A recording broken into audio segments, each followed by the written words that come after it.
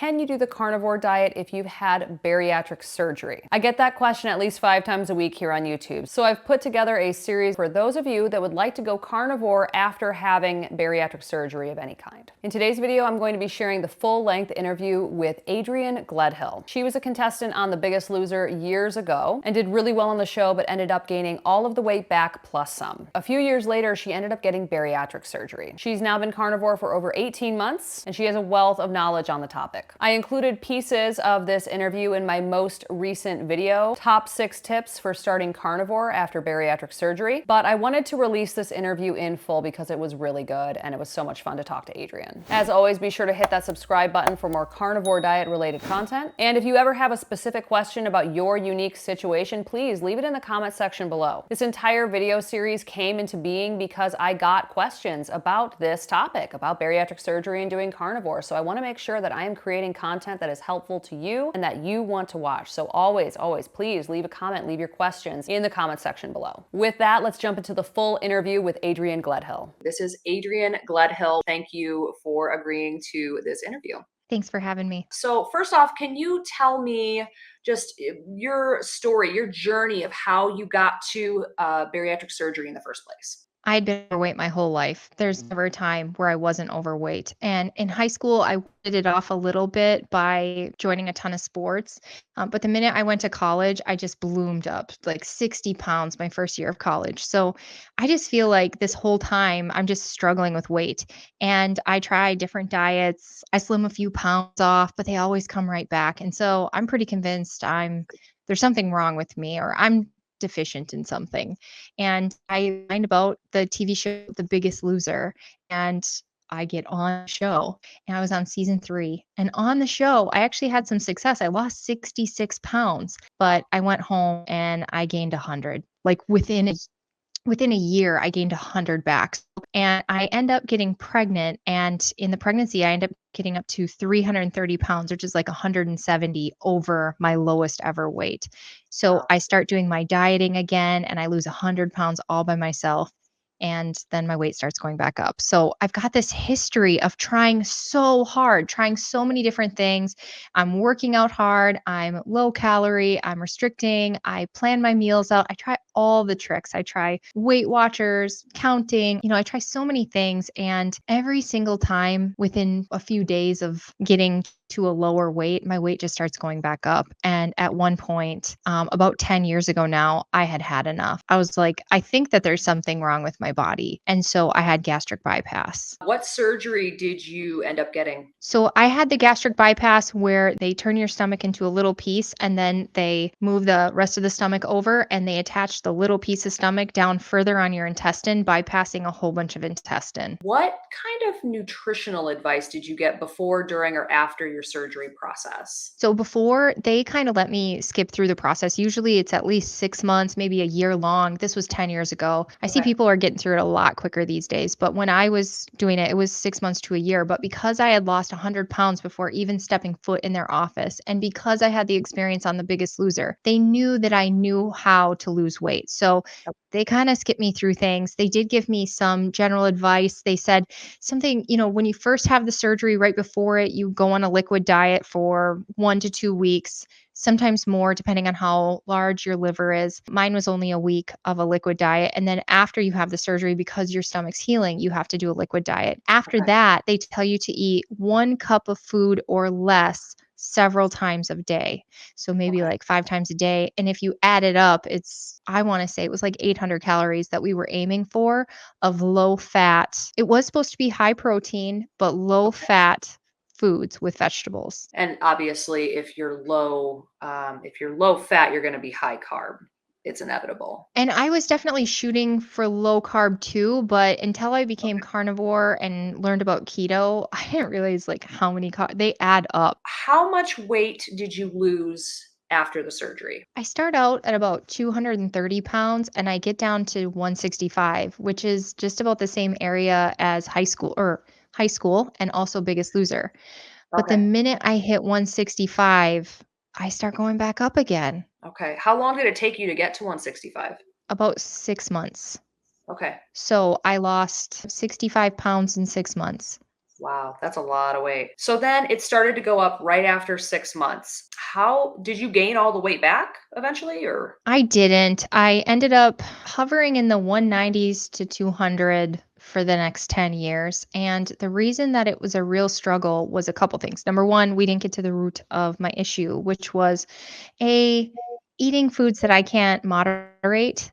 And Okay. then B, I have metabolic issues. Hmm. And I feel like there could have been more root cause there, but I digress. But then you compile on the side effects of gastric bypass and now I'm really struggling. Yeah, what were some of the side effects for you after your surgery? The biggest one is hypoglycemia, and Okay. I think they call it dumping, but I don't think that dumping is appropriate because I could get hypoglycemia from stress as well. It's like Yeah. I got inflamed and my hormones got so far off that it just about anything could trigger this hypoglycemia. And I struggled with this for years. So I was eliminating more and more things in an attempt to control this hypoglycemia because it was debilitating. Another one is nutrient deficiencies. I was having terrible anemia. I've had infusions several times, as well as I had issues absorbing protein and I don't even know what other nutrients because we just don't test for them all. But I knew that I was very low energy after and having all these side effects. Did the low energy happen like right after your surgery or did it take a little bit?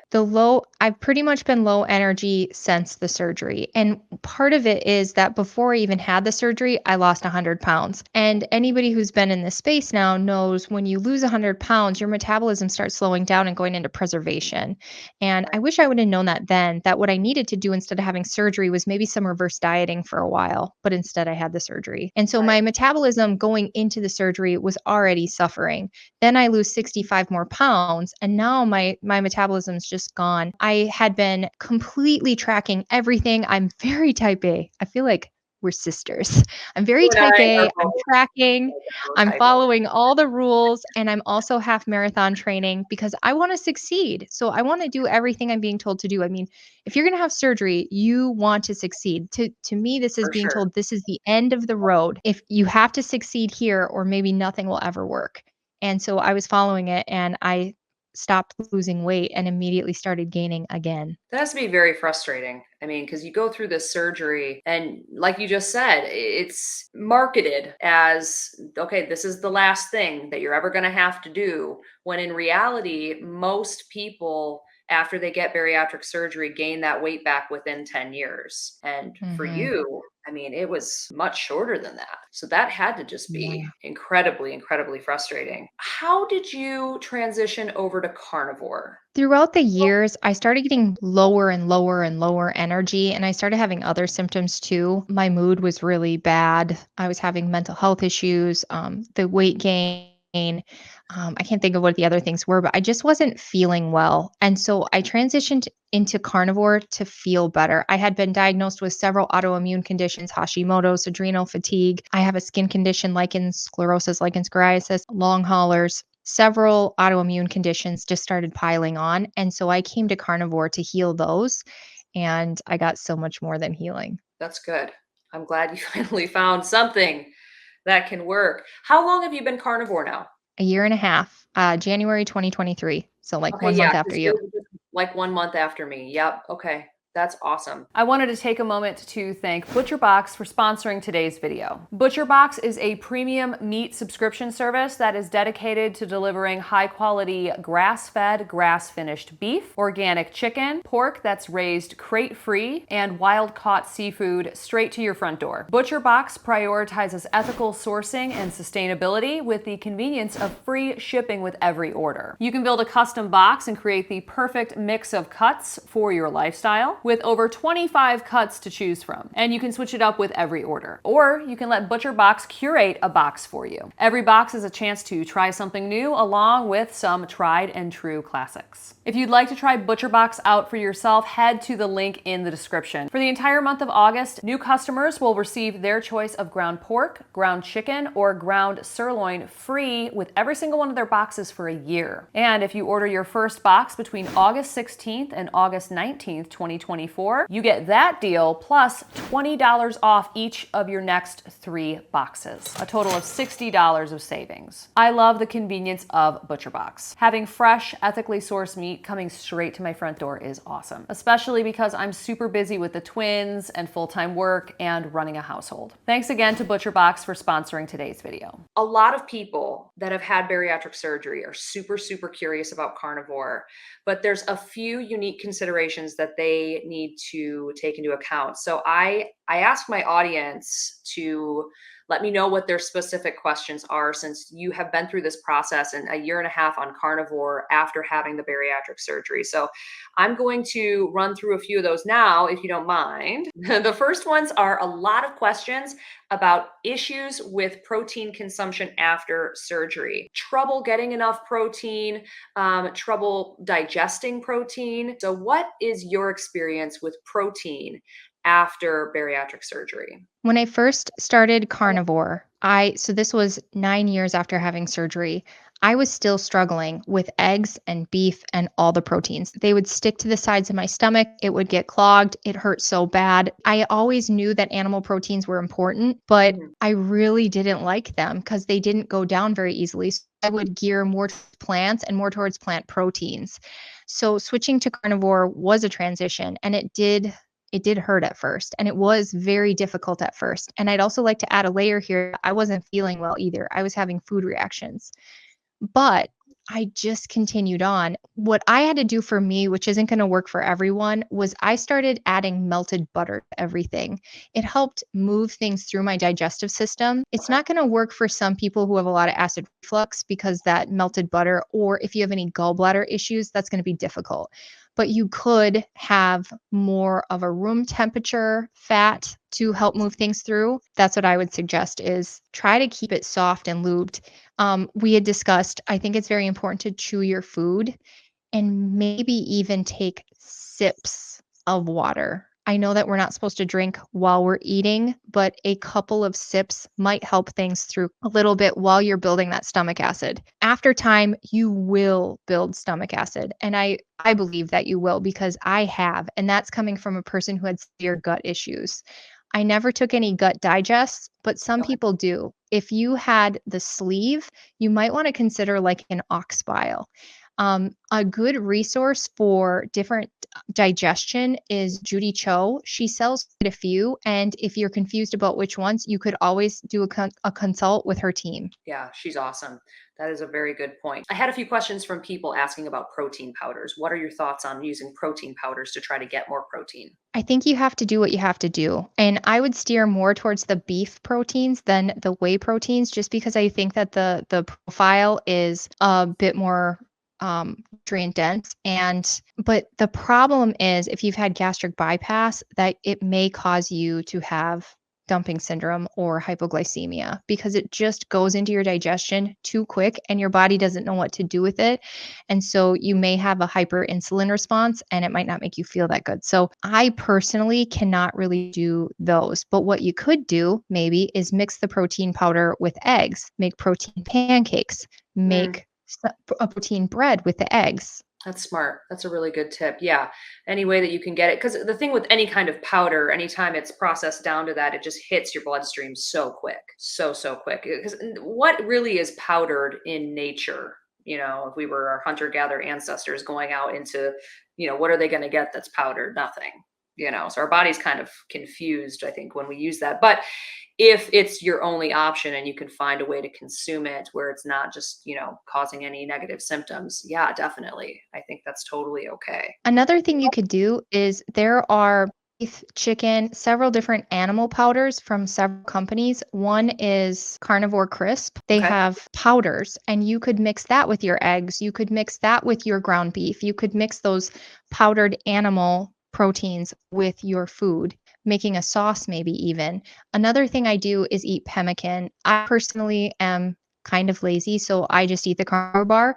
But ketogenic woman Anita has pemmican recipes, as well as Joe and Rachel, the two crazy ketos, so you could make your own. I wanted to circle back to what you said about chewing your food. Judy Cho did an excellent podcast video with, I think it was Danny Conway, and they were talking about how you need to chew your food until it starts to liquefy, to really break it down and start to get those nutrients flowing. Is that something that you agree with? 100%. And I have to say, in the beginning, I absolutely had to do that. But as time has gone on, I've gotten a lot better fluid buildup. It's like a muscle that we weren't using because we were eating too many other things. And it did build up. Now, I do have to say, after surgery, it seems to go away pretty quickly. Like, let's say I do a sardine challenge, I eat nothing but sardines. When I come back to beef for a day, I have to build that back up. So that's another consideration for us, is that stomach acid, that the stomach fluids seem to disappear quickly, and we just have to stick with it, and they will continue to grow and come back. Another tip would be to have dehydrated meat, protein, condensed nutrition,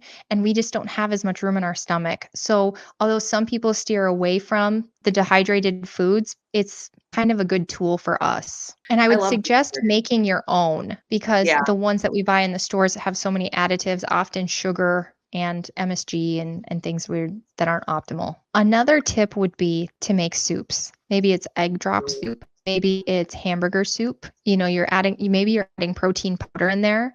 Maybe you're creating the protein powder by dehydrating and powdering it, or maybe you're buying it from one of the companies. But if you're having that soup, it's going to go down so much easier. All right, we're going to move on to the next set of questions, which you touched on a little bit, but it is vitamin and mineral deficiencies.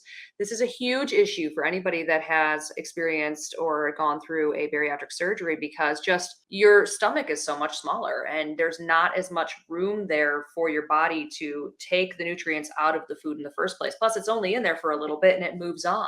So, how have you addressed the vitamin and mineral deficiencies that you experienced after bariatric surgery? I used to take the bariatric supplements like a religion, because they told me I needed to for the rest of my life. And it turns out that those have a lot of additives, and a lot of the nutrients that are in them are not super bioavailable to us. You would have to convert the form of vitamin that's in there to the form that's bioavailable to us.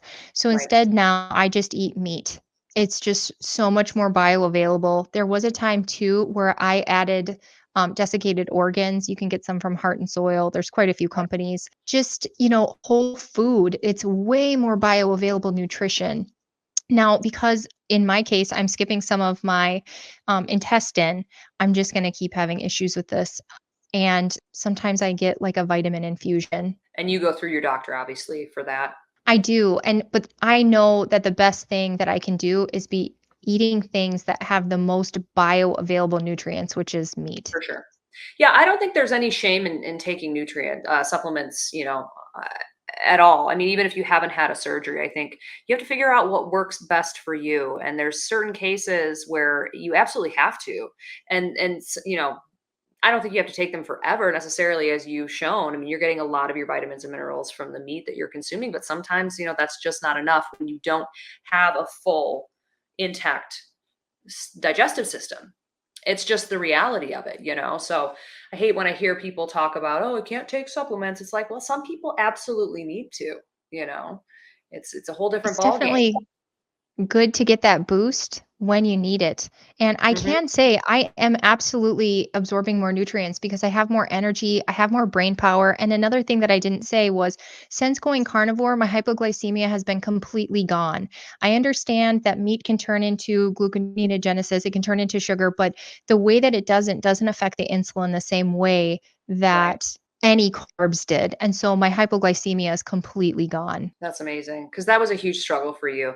I think that for the vitamin and mineral deficiencies, you can tell when you don't have enough. You feel really tired. You feel really run down, and that trust your body, trust the symptoms, and then is that kind of how you gauge when you need to get an infusion? Yes, I'll like my nails will start getting really, and sometimes my skin will get real dry. Maybe I'll Okay. get ill very easily, lower energy. Okay. That's really good to know. Walk me through that process, because I'm very curious about that. Like, what vitamins are they infusing you with?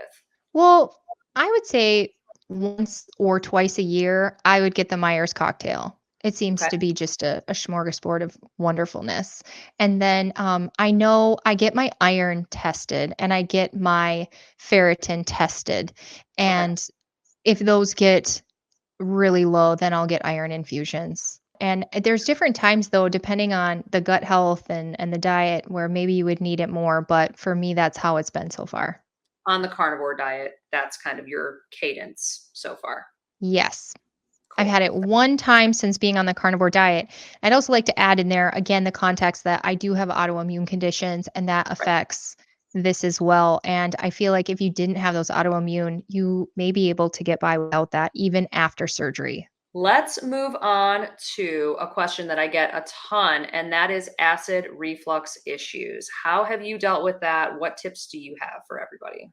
For me, that hasn't been an issue because they moved a big portion of my stomach down my intestine. And so the reflux would be way deeper. So I don't experience that. But people with the gastric sleeve, that is so common. So I've heard my friends say who've had this that they cannot have rendered fat. They have to have it solidified. And then some people have taken ox bile and different digestion, and then they absolutely have to chew, chew, chew. Would you say that going carnivore, following the tips you just mentioned, would that eventually make the acid reflux lessen over time? Just the foods that you're consuming on carnivore and doing, chewing very thoroughly and taking the ox bile and all that kind of stuff? It's very possible, but I don't know because what's causing it is the restriction. And when you get that sleeve, the restriction, and I think the gastric band has the same exact problem. It's the restriction. So that mechanism isn't something you can heal. And so unfortunately, I think that might be something that's just a struggle. Do you think that people could manage that also by doing lots of small meals throughout the day to try to limit the amount of food they're consuming, at each Yes. meal? And that would be a great tool for trying to get your protein in as well. Would 5 or 6 meals, small meals per day be out of the question, or would that be reasonable for some people? I think that'd be very reasonable, and I would just try to keep it in an 8-hour window. I've heard several doctors speak on this and saying that we are the exception. Sure, there's the OMAD, the 2MAD, the 3MAD, but when you have this, you have to get your protein in, you have to get your nutrients in, or you're going to have bone and muscle issues. You're going to have health issues. So we have to do what we have to do. So if you're out there and you have had bariatric surgery of any kind and you're finding that you're under eating drastically, not able to hit your protein, having, acid reflux and things like that, you can do many small meals throughout the day to try to get it up. Like, unfortunately, you're not like most people anymore. And that's okay. I mean, a lot of influencers out there talk about, okay, I do 2 meals a day, I do 3, but that might not work for you. And that's okay. That's totally okay. How many meals a day do you eat typically? I eat 3 to 4, and part of it is it actually has nothing to do with not being able to eat protein. It has to do with I'm taking medicine for chronic inflammatory response syndrome, and I need to take food with my medicine. I actually now, we're a year and a half in. I would say within 6 weeks in, I was able to eat a decent amount of protein. I can eat a 10-ounce steak. Oh, wow. Okay. I don't think I could 1 mad, but I could 2 or could probably 2 mad, but I actually like to eat 3 meals, so I do. I wanna eat all day, every day. I eat 2 to Me 3 too. meals per day. Huh, It's what that's works for me me. too. It really is varying. It's Yeah, it depends on the day. Like today I ate 3. Tomorrow I may eat 2. Who knows? But I never do 1. 1 is just I don't think anybody should do OMAD in my personal opinion. And the reason for that is just you cannot absorb all of the nutrients that you need. I mean, yeah, you could eat 2,500 calories in a sitting, but your stomach is only going to absorb so many nutrients. So I think at least 2 meals a day for everybody out there.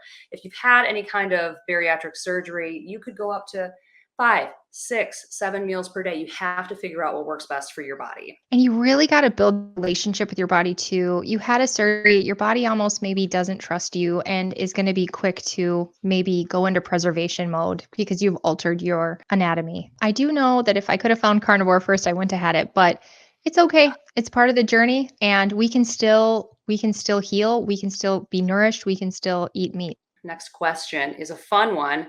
This is rapid transit issues, bowel related stuff. A few specific questions. One viewer had a surgery 20 years ago, and some shakes and some meats are still giving them issues. What are your thoughts on that and how they can slow that down, that running through your body? No rendered fats for that person. I would eat solid fats, like from the refrigerator, maybe If even a gut support. Could you do like for a ribeye, they could eat the fat that's on that, but you wouldn't want to put butter on top of it, melted butter. Exactly. And then I personally don't do shakes. My body's never gotten used to it. It just dumps into the intestine too far and it skips a big portion of the intestine and my body doesn't know what to do with it and it still reacts. And I really want to have shakes. I'd love to have like ice cream, carnivore ice cream or something, but body still reacts. I So maybe actually recently had carnivore ice cream for the first time and I didn't react. So I do wonder if your body can level out some of that insulin over time. Maybe that's a good point. So maybe for that person, just the shakes and the meats that are giving them issues, maybe just cut those out for some time, do some healing on carnivore, and maybe try to reintroduce one at a time in a really slow, deliberate way to see if it still gives them issues. Yes, and Dr. Berry has some great videos about the gallbladder.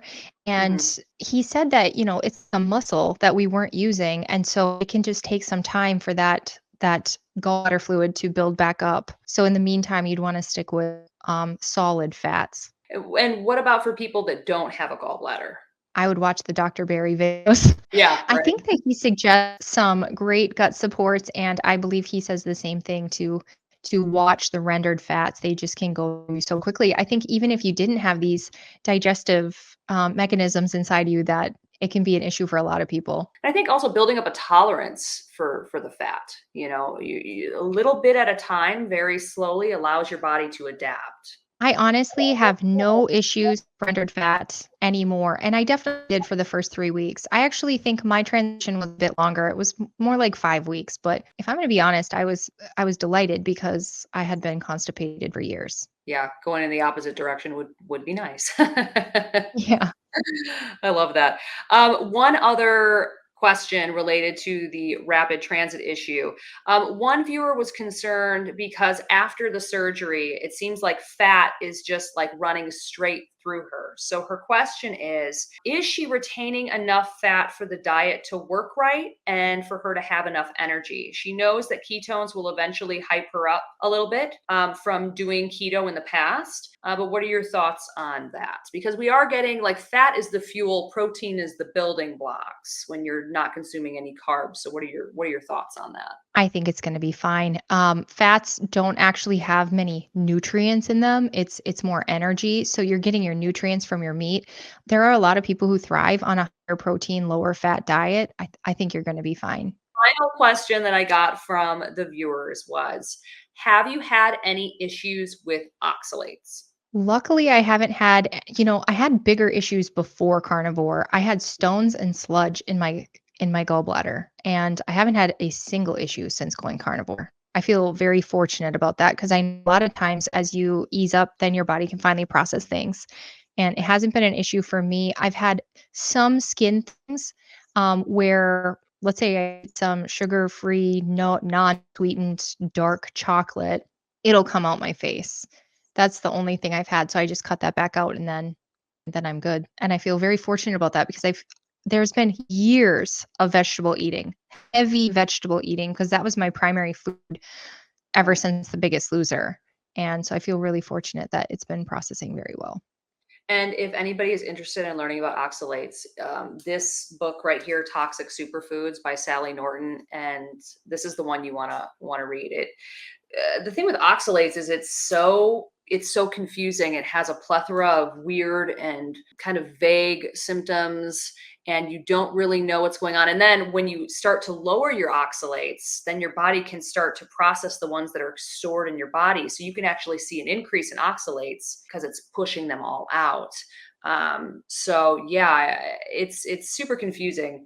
I've learned a lot from this book.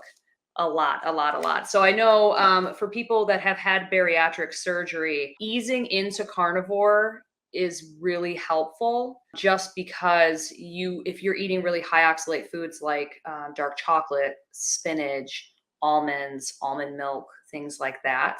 And there's lots of other plant-based. Not all plants have oxalates or high oxalate. So that's another reason to get this book, is because she has a whole list of the ones out there. But if you've been consuming a lot of things like that, and then you go straight into carnivore cold turkey, you could make yourself, go through a lot more symptoms and a lot more, pain than if you just eased into it and slowly started to reduce the oxalate heavy vegetables and replace them with lower oxalate, and then increase the fatty meat and let your body get used to it. You know what I mean? I don't know if you agree with me here, but do you think easing into carnivore would be a better solution for most people with after bariatric surgery? I think that's just naturally what the progression to here is. People just continue to reduce and reduce and reduce, and in order to feel better or to lose weight.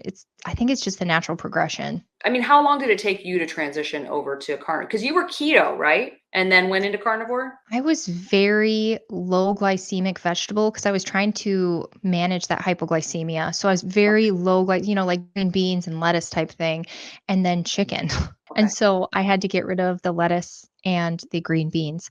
Prior to that, I was having the almond milks, I was having the beans, I was having peanut butter because peanut butter is protein. And so that was an easy one to get through my digestive system. I was eating pea proteins, and I was eating the shakes with the different seeds in them, chia seeds and all the things. And so I was slowly learning about the oxalates and the inflammation that some of these plants can cause. So I was taking them out more and more and more. And by the end, to go carnivore for me, it was mostly cutting the green beans and the lettuce. And then increasing more red meat, going from just chicken to, Yes. And yeah, then increasing red meat because prior to this, I was on the white meat diet, yeah. fish and chicken. Fish and chicken. Hey, and fish and chicken Mhm. are great, but red meat is much more nutrient dense and fattier. Fish and chicken are a great side to our red meat.